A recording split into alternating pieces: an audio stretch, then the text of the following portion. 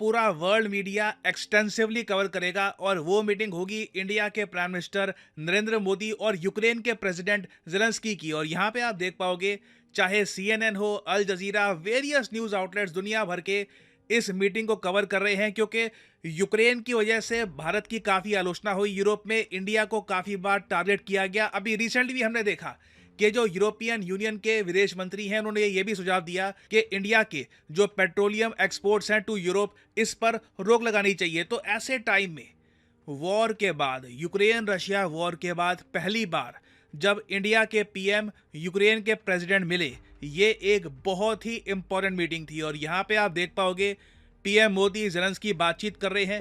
Of course यहाँ पर India के national security adviser Ajit Doval भी थे।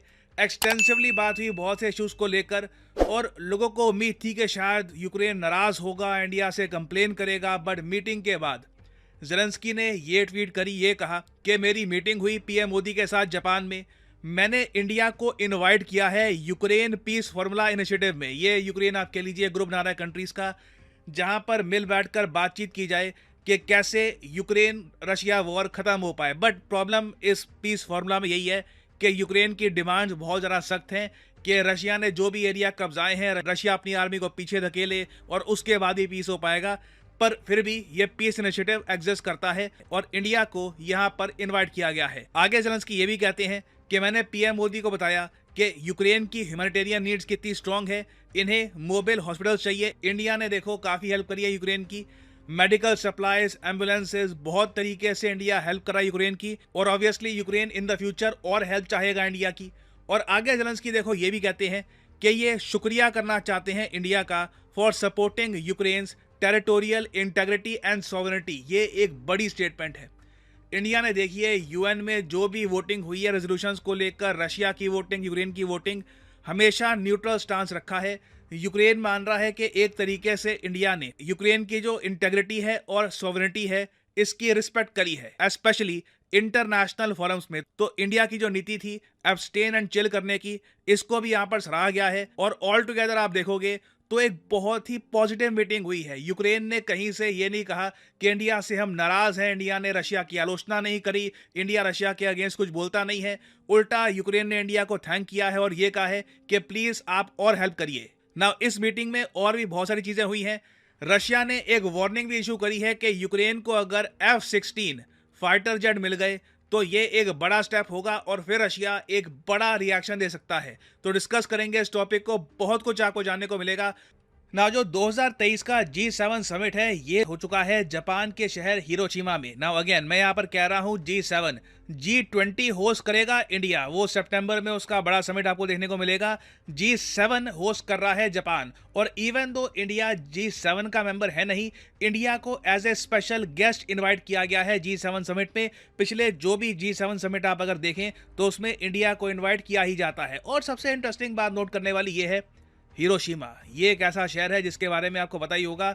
हिरोशिमा, नागासाकी, ये दो शहर थे जिन पर यूनाइटेड स्टेट्स ऑफ अमेरिका ने वर्ल्ड वॉर 2 के एंड में एटॉमिक बॉम्ब गिराए थे। लाखों इनोसेंट लोगों की जान गई थी यहाँ पर। ये दोनों शहर मिलिट्री शहर नहीं थे, इनोसेंट लोग यहाँ पर रहते थे। और जापान की प्रोग्रेस आप देखिए, तब से लेकर अब तक हिरोशिमा ने इतनी प्रोग्रेस करी है, हिरोशिमा इतना आगे निकला है कि आज के समय जापान को जब G7 समिट होस्ट करना होता है तो ये कॉन्फिडेंटली हिरोशिमा में ये समिट होस्ट कर पाते हैं। इवन दो जापान के पास टोक्यो, क्योटो जैसे और भी बड़े शहर थे, मगर स्पेसिफिकली इन्होंने दुनिया को दिखाया है कि हिरोशिमा अब प्रॉपरली वापस खड़ा हो चुका है। It is an industrial town. और ऑफ कोर्स हिरोशिमा का जो टूरिज्म है वो भी यहाँ पर ये प्रमोट कर रहे हैं। और इस समिट के शुरुआत में अभी देखो जो समिट की प्रॉपर बातचीत है, डिक्लेरेशन है, वो बाद में आएगी। मगर समिट से पहले भी जो यहाँ पर वर्ल्ड लीडर्स हैं ये एक कैंडिड बातचीत कर रहे हैं बहुत से इश्यूज को लेकर। फॉर एग्जांपल यहाँ पे आप देख पाओगे जर्मनी के चांसलर ओलाफ शॉल्स, इंडिया के पीएम यहाँ पर बातचीत कर रहे हैं। और ऑफ कोर्स जापान के जो प्राइम मिनिस्टर हैं फूमियो किशिदा, ये यहाँ पर मिल रहे हैं इंडिया के प्राइम मिनिस्टर से। उस सब के अलावा देखिए इस बार का G7 इसलिए भी इंपॉर्टेंट है क्योंकि क्वाड कंट्रीज का समिट जो ऑस्ट्रेलिया में कैंसिल हो चुका है ना, उसकी थोड़ी बहुत मीटिंग G7 में की जा रही है। एक्चुअल समिट तो यहाँ पर नहीं हो रहा, मगर मीटिंग जो है क्वाड की यहाँ पर हुई। मैं यहाँ पे आपको दिखाना चाहता हूँ ये फुटेज। यहाँ पे आप देख पाओगे पीएम मोदी बैठे हैं, उसके अलावा यहाँ पे आपको दिख जाएंगे ऑस्ट्रेलिया के प्राइम मिनिस्टर एल्बनीसी। जापान के प्राइम मिनिस्टर फूमियो किशिदा और जो बाइडेन भी यहाँ पर बैठे हुए हैं। ये मीटिंग देखिए ऑब्वियसली क्वाड का जो समिट है उसको रिप्लेस तो नहीं कर पाएगी, बट एटलीस्ट दुनिया को दिखाया जा रहा है कि क्वाड कंट्रीज के लीडर्स इकट्ठा आकर बैठे G7 समिट में।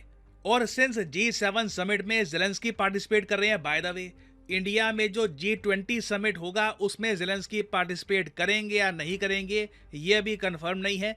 मगर सिंस जेलेंस्की G7 समिट में पार्टिसिपेट कर रहे हैं, यूएसए ने एक बड़ी अनाउंसमेंट कर दी है। यूएसए ने यह कहा है कि यूक्रेन की मिलिट्री की स्ट्रेंथ देखकर, इनका जज्बा देखकर, और ये बात हमें एडमिट करनी पड़ेगी, I mean no one expected this to happen. जब रशिया ने इनिशियली अटैक किया था, बाइडेन ने जेलेंस्की को यह कहा था कि यूक्रेन छोड़ के भाग जाओ, मगर यूक्रेनियंस ने जो रिजॉल्व दिखाया है और रशिया ने अपनी तरफ से जो पुअर प्लानिंग दिखाई है, उसकी वजह से बिल्कुल अब जो G7 कंट्रीज हैं उनका विश्वास यूक्रेन पर बहुत ज़्यादा बढ़ गया है। और अब खुलेआम ये बातचीत हो रही है कि F-16 फाइटर जेट यूक्रेन को थमाए जाएंगे और यूक्रेन के जो पायलट्स हैं उनको ट्रेनिंग दी जाएगी, ताकि रशिया की जो एयर सुपीरियॉरिटी है यूक्रेन के ऊपर ये भी ख़त्म कर दी जाए। नाउ रशिया ने कैटेगोरिकली ये कहा है कि अब तक तो हमने बहुत चीज़ें सही, आपने आर्टिलरी शेल्स दिए, आपने पेट्रियट मिसाइल डिफेंस सिस्टम दिया, दुनिया भर का एम्यूनेशन दे दिया आपने यूक्रेन को, मगर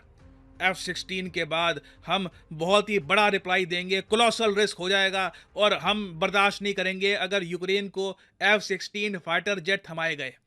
ना पर्सनली आज के समय रशिया की जो ये धमकियां है ना, ये चाइना की फाइनल वार्निंग की तरह हो गई है। इसके बारे में मैंने आपको बताया था, एक मशहूर जियोपॉलिटिकल मीम है चाइना's फाइनल वार्निंग। क्या हुआ था कि 1950s में जब ताइवान क्राइसिस हुआ, उस वक्त चाइना ने ना एक के बाद एक यूएसए को वार्निंग भेजनी स्टार्ट कर दी, और हर बार चाइना के डॉक्यूमेंट में लिखा होता था this is our last warning, this is our last warning.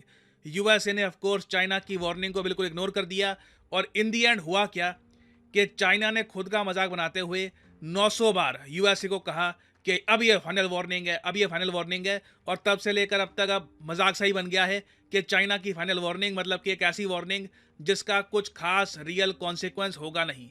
Unfortunate बात है कि अब सेम केस रशिया का दिख रहा है। रशिया कह रहा है कि F-16 फाइटर जेट यूक्रेन को अगर थमा दिए तो हमसे बुरा कोई नहीं होगा, हम कुछ बड़ा कर देंगे उसके बाद। बट आई मीन रशिया के पास ऑप्शंस लिमिटेड हैं। न्यूक्लियर वेपन्स के अलावा रशिया के पास कुछ खास बचा नहीं है जिससे ये एक बड़ा नुकसान पहुंचा सकते हैं यूक्रेन को। तो ऐसे टाइम में पीएम मोदी का जेलेंस्की से मिलना, आप समझ सकते हैं अब कि इस मीटिंग को इतनी ज़्यादा अटेंशन क्यों दी गई। इंडिया ने अपनी तरफ से ये भी कहा है कि जो भी हम कर सकते हैं हम करेंगे, आपकी वॉर को ख़त्म करने के लिए, पीस वापस स्थापित करने के लिए। ये बात इन्होंने यहाँ पर कही है, इंडिया के पीएम ने कही है, will do whatever we can for the resolution of Ukraine war. तो हो सकता है कि यूक्रेन का जो पीस इनिशिएटिव है इंडिया उसमें भी कोऑपरेशन स्टार्ट करे। उसके अलावा अभी तो खैर जो बाइडेन के साथ जब पीएम मोदी की अलग से मीटिंग होगी तब बाइडेन भी यूक्रेन का मुद्दा फिर से रेस करेंगे, तो वहाँ पर देखना होगा इंडिया क्या कहेगा। बट ईदर वे ये G7 समिट बहुत इंपॉर्टेंट है।